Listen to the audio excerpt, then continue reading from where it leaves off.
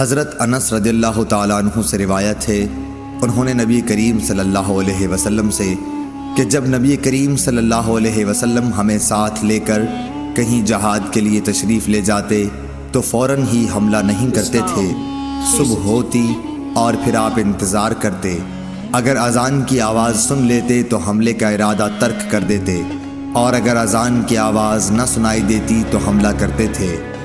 انس نے کہا کہ ہم خیبر کی طرف گئے اور رات کے وقت وہاں پہنچے۔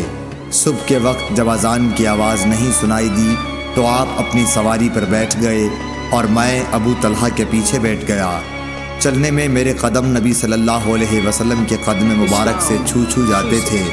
انس نے کہا کہ خیبر کے لوگ اپنے ٹوکروں اور کدالوں کو لیے ہوئے اپنے کام کاج کو باہر نکلے تو انہوں نے رسول کریم صلی اللہ علیہ وسلم کو دیکھا اور چلا اٹھے کہ محمد واللہ محمد صلی اللہ علیہ وسلم پوری فوج سمیت آ گئے۔